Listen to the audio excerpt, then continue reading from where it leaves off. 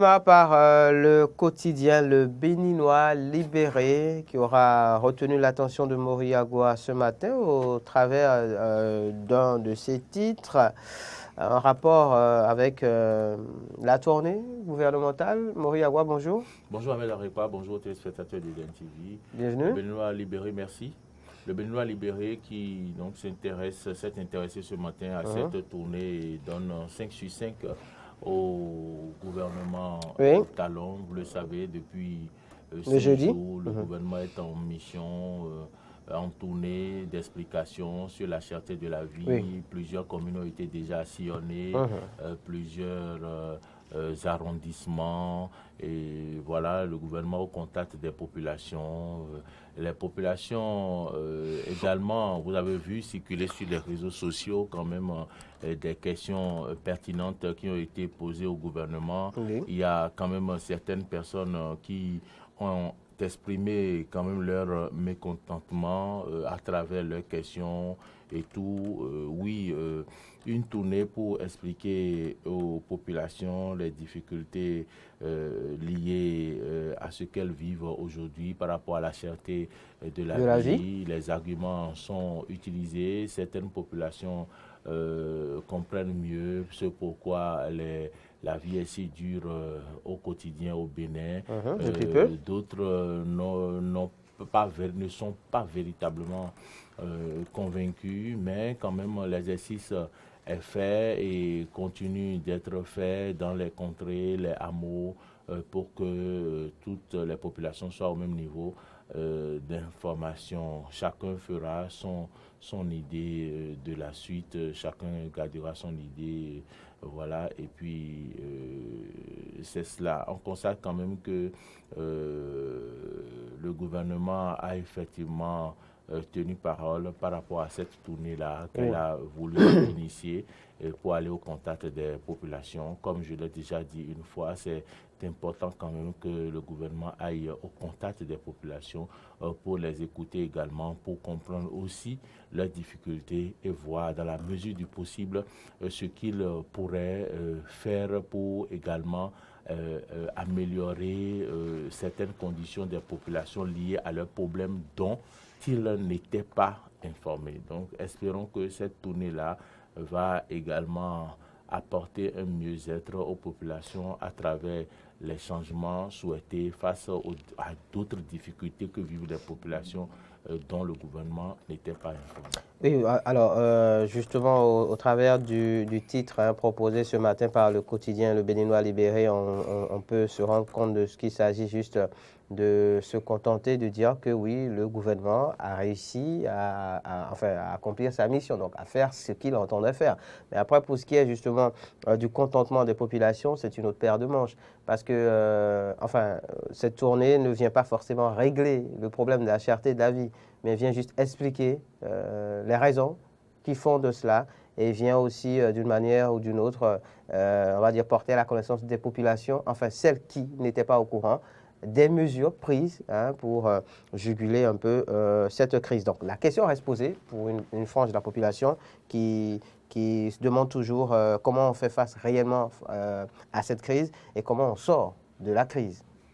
On va passer à un autre titre. Oui, en fait, le gouvernement, au contact des populations, écoute les populations. Oui. Et ce que je dis est que la population, au-delà de cette tournée d'information, aussi profite de l'occasion pour poser des problèmes auxquels elles sont liées. Oui. Donc, elles sont confrontées, je vais dire. Donc, je pense quand même que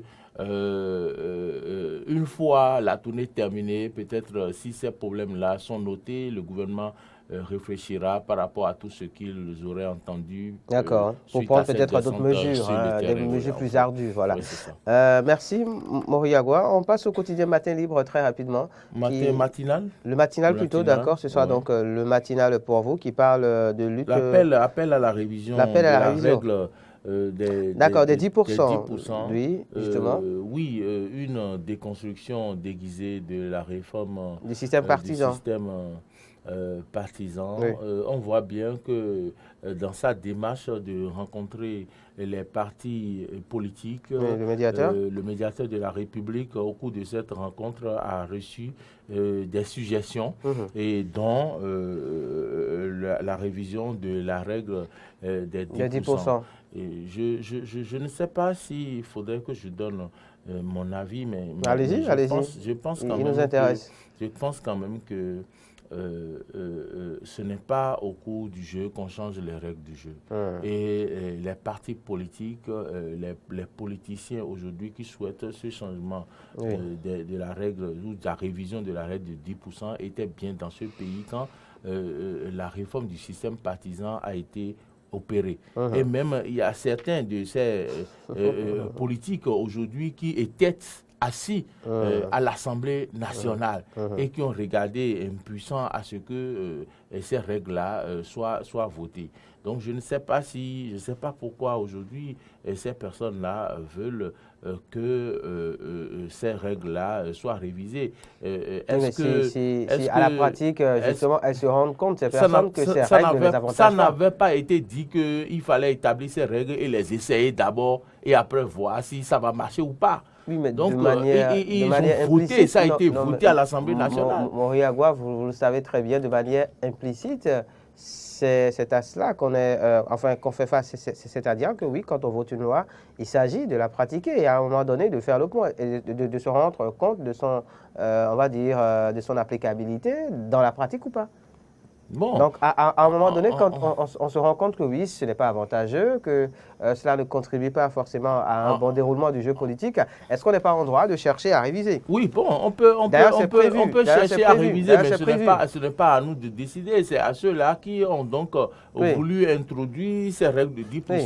C'est pour ça d'ailleurs que le plaidoyer est fait. Il va falloir prier pour que ceux-là les écoutent, pour pouvoir changer la règle, parce que si cette règle-là n'arrange pas ceux à qui eux ils demandent de changer, les règles-là ne seront pas changées. Bien sûr. Donc vraiment, il s'agit d'obtenir un consensus autour de la question. Pour eux, parce qu'ils risquent de subir. Moi, sincèrement, si vous voulez mon avis, je ne pense pas que ces règles-là seront changées, je ne pense pas. L'affiche du jour, pour finir très rapidement, Moriagua, qui parle du grand retour du délestage au Bénin, c'est ça? Oui, je pense quand même que je n'ai pas compris si le journal a d'autres informations que nous n'avons pas, parce que la semaine dernière, on a vu la sortie du ministre de l'Énergie, on a vu également la sortie du directeur général de la SBE, et qui ont expliqué par rapport à la vétusté de certaines lignes, des équipements sont remplacés. Est-ce que ces arguments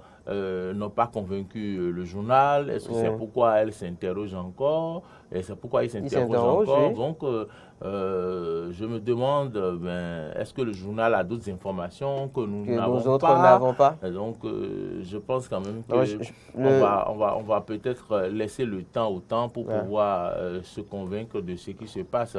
Effectivement, quand même, la coupure d'électricité est très prononcée dans certaines zones, moins dans d'autres zones, mais il y a coupure d'électricité zone par zone et à des moments de la journée. Et cela inquiète, ça ressemble véritablement à du délestage. Surtout quand cela arrive plusieurs fois dans la même journée. Parce que vous savez que le système de délestage est que les zones sont coupées pour certaines heures, pour plusieurs heures, et après retrouve le courant et d'autres zones sont coupées. Ça ressemble à du délestage. Si c'est le cas, il va falloir que les autorités concernées ressortent de leur mutisme et viennent expliquer aux populations réellement que oui, la vétusté, mais nous oblige à aller au délestage pour que psychologiquement les populations soient préparées. Ce qui dérange, c'est le fait que la population ne sait pas réellement le pourquoi des choses. Il faut expliquer, il faut malgré la sortie du ministre et du directeur général de la SBE.